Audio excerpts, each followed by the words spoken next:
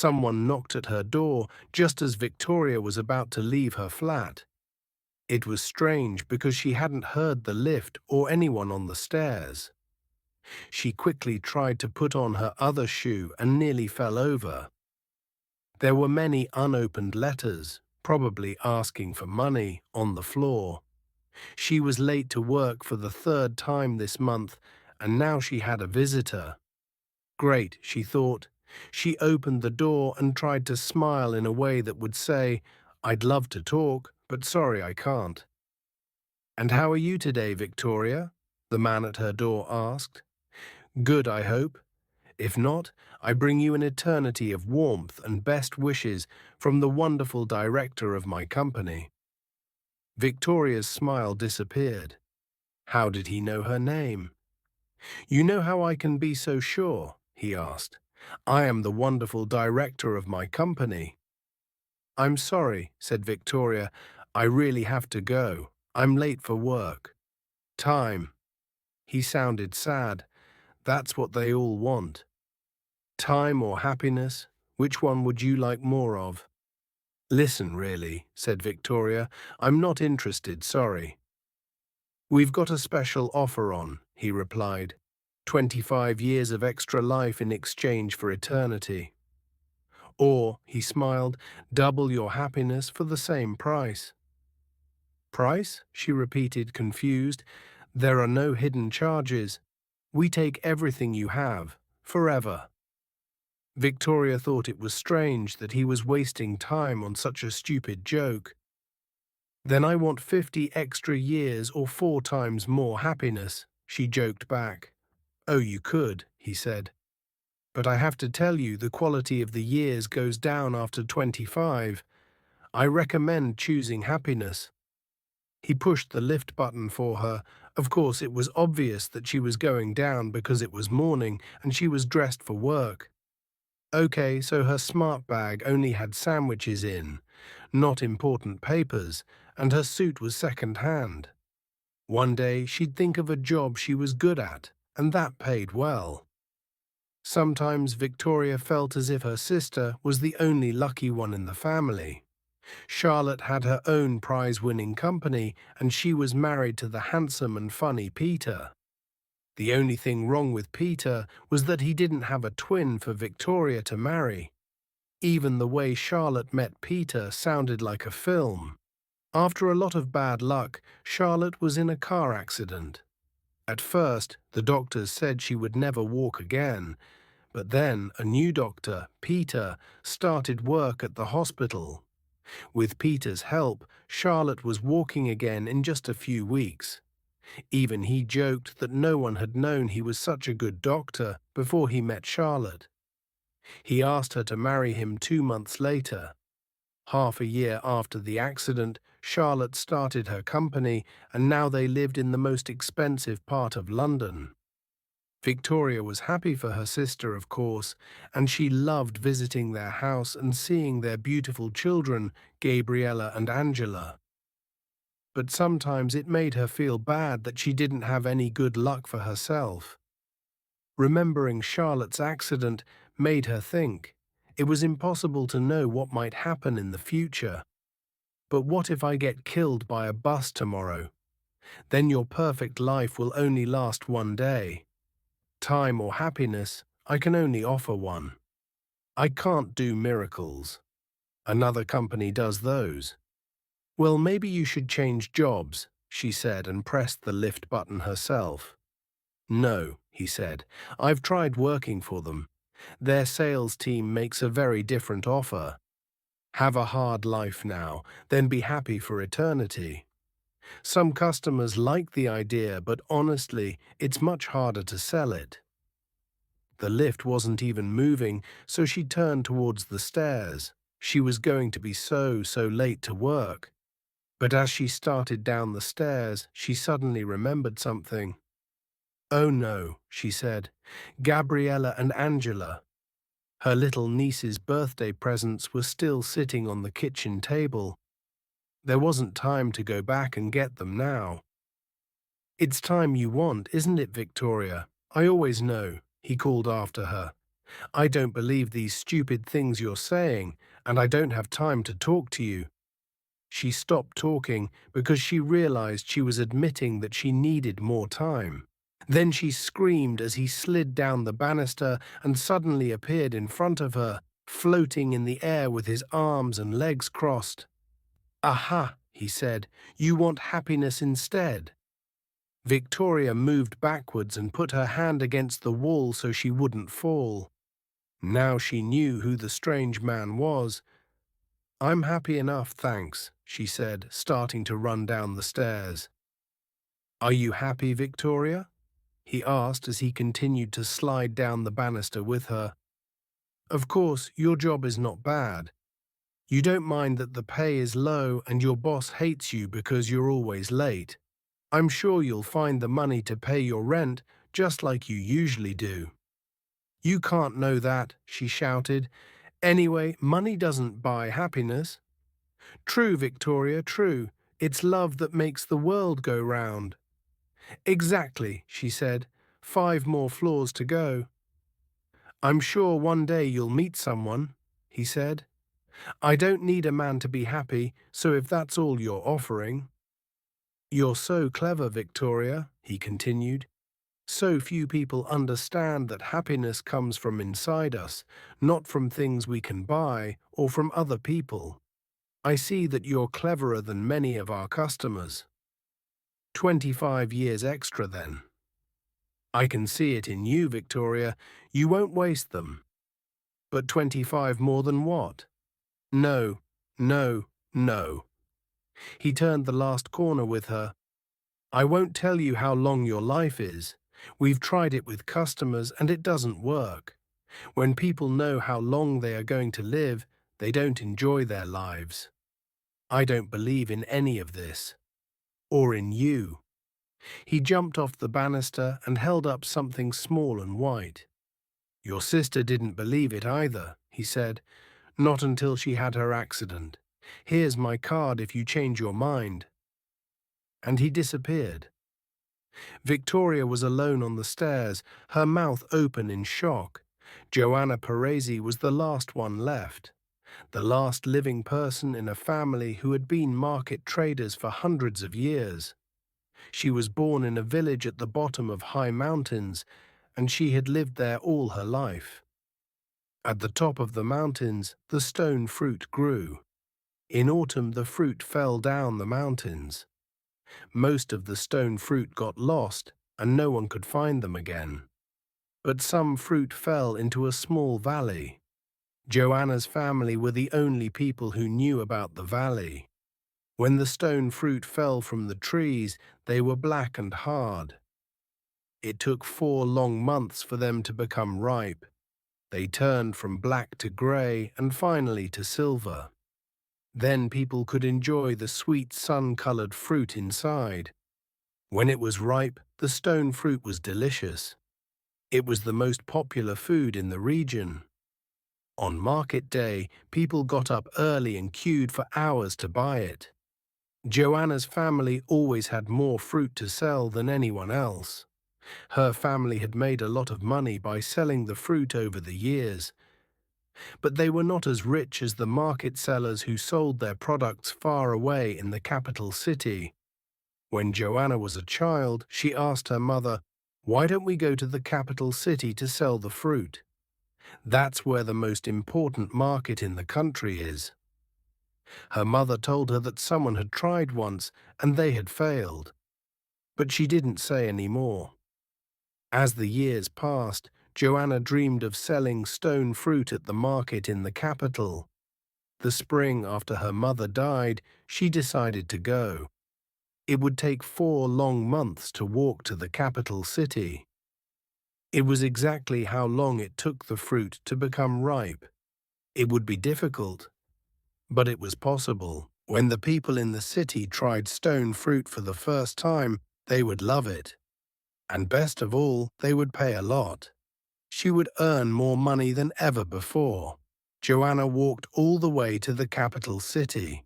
She pushed a wooden cart full of stone fruit. She carried with her a beautiful wooden market stall. The stall had belonged to her mother, and before that to Joanna's grandmother. On this stall she would sell her fruit. When she finally arrived at the city, she was very tired after months on the road, but the stone fruit were almost ripe. So far her plan was working. Of course, there was a tax to enter the city gates, and there were market fees to pay. Plus, it wasn't easy to sell strange new foods like hers at the market. The fruit had to be tested to prove it was safe to eat. The tests were not cheap, and they took days to do. Joanna spent all her money on the tests, and she also needed a place to sleep while she waited. She really needed money, so she sold her beautiful family stall. She didn't want to do it, but she had no choice. After she sold the fruit, she could buy the stall back. Finally, the tests were finished and she was allowed to sell her fruit. She used the last of her money to rent a cheap, ordinary stall. But by now the perfect silver stone fruit had turned white and lost their sweet flavor. No customers wanted to buy her overripe fruits from her boring stall. They were starting to look and smell bad. In the end, she sold all the stone fruit to a farmer to feed his pigs. He bought her cart too, and paid her much less than its value. She had lost everything. Joanna left the market in defeat. She walked through the city streets. There were shops of every kind. In one she saw the beautiful stall that her mother had given her, but she had no money to buy it back. Tears ran down her face, and she walked until she was lost in the city streets. At last, she lay down in a corner and fell asleep.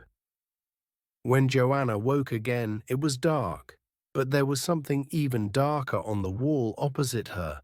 It was a hole in the wall. It wasn't a door, because it didn't reach the ground. It wasn't a window either. This was just a hole in the wall. It had nothing, just like her. Joanna felt so angry, with the market and with herself.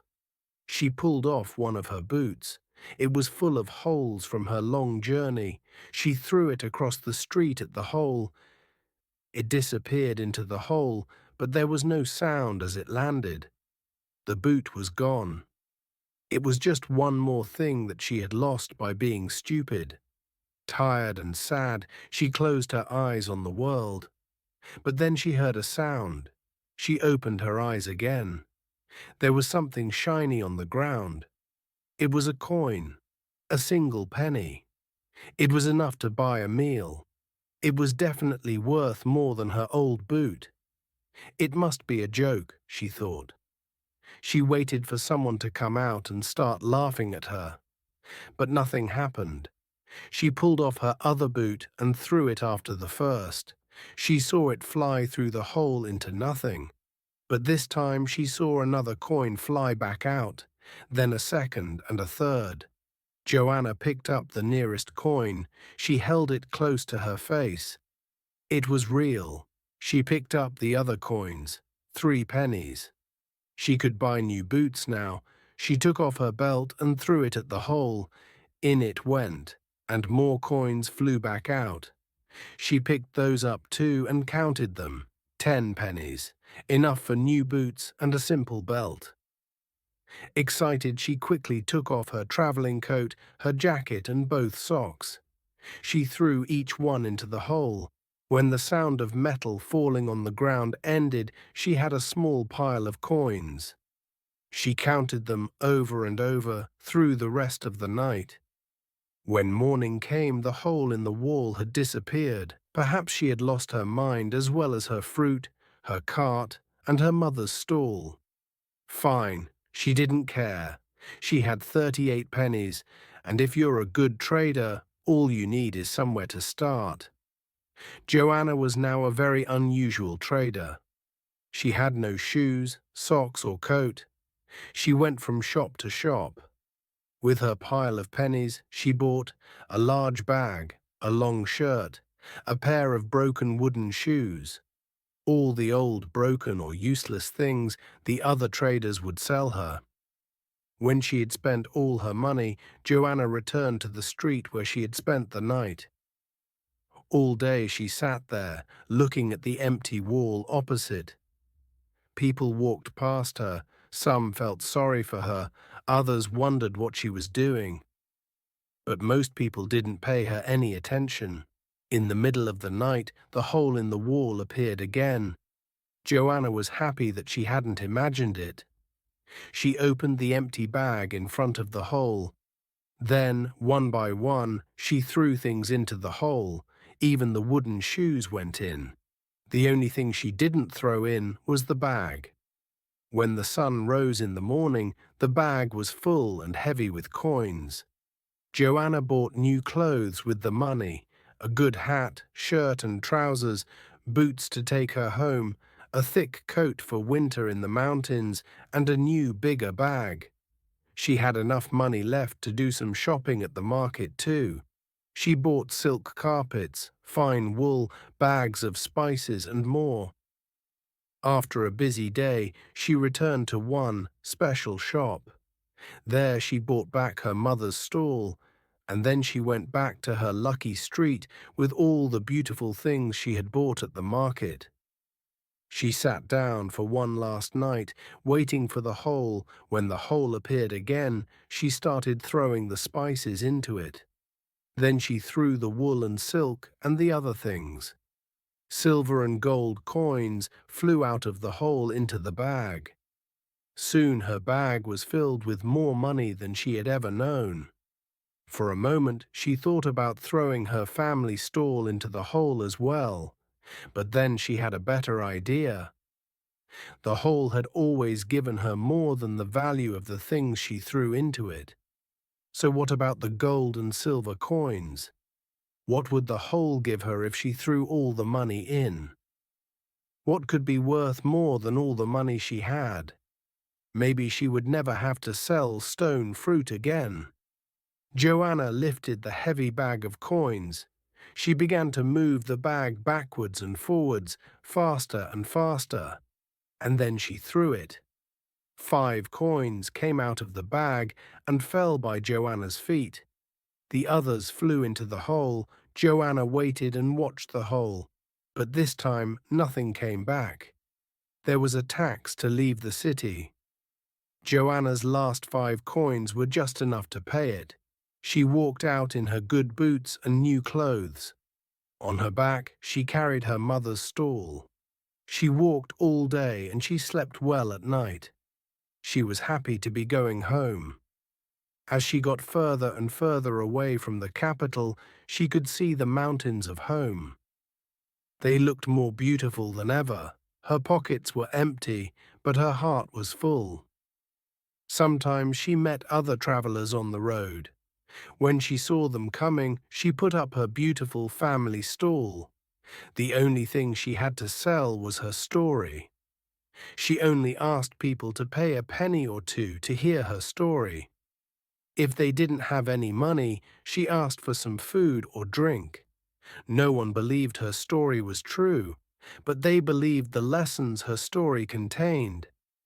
Everyone who heard the story learned a different lesson.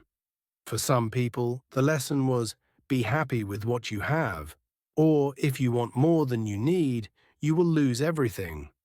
For others, it was, wisdom has a high price.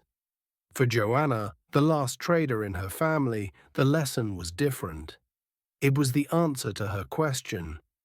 What could be worth more than all the money she had? Now she knew the answer was wisdom. Priya and the plumber from TimeTech Insurance Company looked around at her flooded kitchen.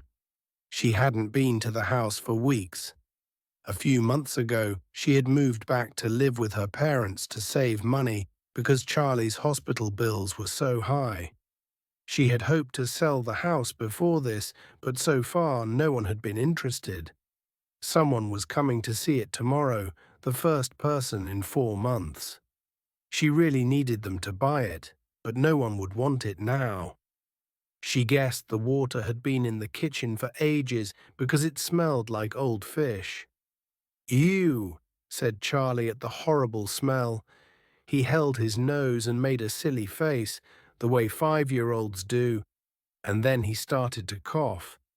But his thin body was too weak for the effort, and he stopped.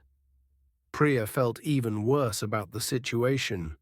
She had called the plumber as soon as she saw the condition of the house, and right after that, she called her boss at the jewelry shop to say she couldn't work today. She was really good at her job, and she sold lots of jewelry, but he would probably take money from her pay. Just one of those expensive necklaces would pay for Charlie's operation. It was so unfair. "Do you mind if I look?" asked the plumber. "Of course, please go in," she replied. Luckily, the plumber was wearing boots that were about 5 centimeters higher than the water. He walked slowly towards the sink and opened the cupboard under it to look at the pipes. Then he took a few photos of the flooded kitchen, one of them with her, Charlie, and the dog in. Charlie made another silly face for the photo, which made him look even more pale and ill. "Can you fix it?" she asked. She didn't have the money to pay someone to repair the kitchen, so she hoped the insurance company would do it. But TimeTech's slogan promised, "Say goodbye to every problem you ever had." Well, Priya definitely wanted to say goodbye to this problem. "It's your lucky day," he said, "as long as the flood happened within the right time period. Now, to be sure, I need to go back 2 months. The pipe looks as if it's been like this for a while. But I think the flooding actually happened 6 weeks ago because of the way the water looks." Priya shook her head in surprise. It was so hard to believe that this time travel stuff was real. "Now I just need to ask a few questions," he said. He had a pen and paper to make notes, not some complicated machine like you might expect a time traveler to have. "When did you sign up with TimeTech?" "August 15th, she said. Her heart sank the moment the words were out of her mouth. "Oh," he said, "that's only a month ago." "Oh no, please don't say you can't fix it. I need to sell the house, or I can't pay for Charlie's doctor and—" She began to cry. She couldn't stop herself. "I had to take the morning off work to come here today, and my boss isn't happy. Now he won't pay me for today, which is all I need. We really can't go back to a time before the customer signed up with TimeTech," he said, "because it's really hard to make them believe that in the future they're going to be a customer. We tried it a few times, but it always went badly."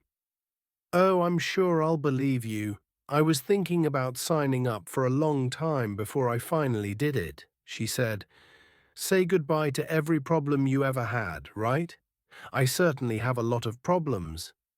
She tried to laugh, but instead she was almost crying again. Charlie hugged her legs. Maybe the plumber felt sorry for her, or maybe he was just embarrassed, but he said, "You seem as if you're having a hard time, so okay, I'll do this for you." He wrote down some more information, shaking his head. She knew that he was doing her a big favor. "I'll be back in about half an hour to make sure you're happy with the work, okay?" The plumber walked back to the road and disappeared into his van. It was a very ordinary van, and it didn't look like a time machine at all. The slogan, "Say goodbye to every problem you ever had," was painted on the side of the van.